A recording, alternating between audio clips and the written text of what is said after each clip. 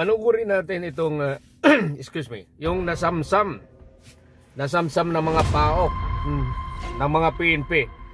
Ito yung Pogo Hub na may mga torture at may mga pusas. Biruin mo yan, dumadayo sila rito sa Pilipinas. Tapos ito yung mga ginagawa nila sa kanila ring mga kababayan. Itong ilang mga dayuhang Chinese na walang ginawa kundi ay ang ito torture nila, sari-saring mga nakuha dito ng mga armas katulad ng mga airsoft. Mayroong nakuhang mga pusas na kapusas, mayroon pa silang mga bat, mga pampalo siguro ito sa mga ayon nga dito Sige, panoorin na lang natin kung ano yung sinabi ng mga PNP na nag-imbista dito, nag-read. Panoorin natin to. Bakas pang natuyong dugo sa isa umanong torture chamber sa niraid na Pogo sa Pasay nitong Biyernes. Sa pader, may ginawang sabitan ng mga posas. Nakuha rin dito ang sari-saring pamalo. Pati mga heavy-duty tasers o panguryente, airsoft guns, mga batuta at mga yantok, at ilang aluminum baseball bat na nayupi na. Yung mga hindi daw nagbabayad ng utang, lalo kung sila ay gumamit ng mga prostitution rooms tsaka ng mga babae dito, yung merong mga atraso sa kanila, yun ang tinotorture nila rin sa room na yun. It corroborates the testimony of one of the witnesses na talagang may nagto-torture dito sa building na to. And two Chinese nationals were identified to be alleged the enforcers. Biyernes ng gabi, ni-raid ng PAOK at Iyakat ang Pogo na prostitution din at scam hub din daw pala.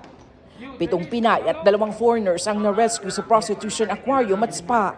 May menu ng sex services na naka-Chinese characters.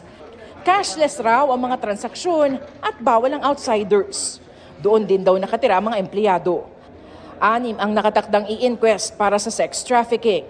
5 Chinese nationals at 1 Pilipino na recruiter pa umano. Sila ay na-recruit sa pamamagitan ng Facebook. Needed ng encoder. Pero nung actual nila pinuntahan, nalaman nila na ang magiging trabaho nila ayun nga isa sa mga ipoprostitute dito. May nahuli pa mga miyembro ng Special Action Force sa 3 Chinese na nagtanggang tumaka sa pagtalon mula sa gusali.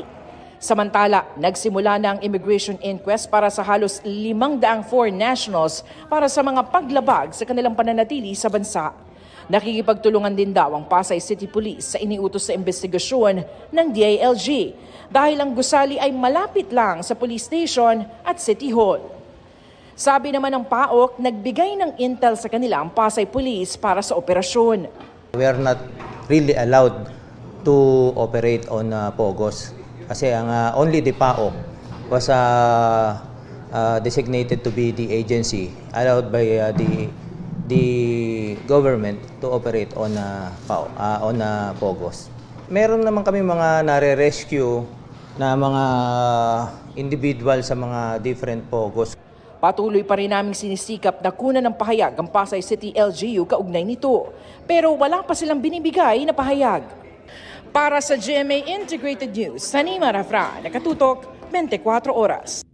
Napanood natin yung ganyan kasalbahe yung ilan nating mga dayuhan. Ayan, buti na lang nahuli kayo.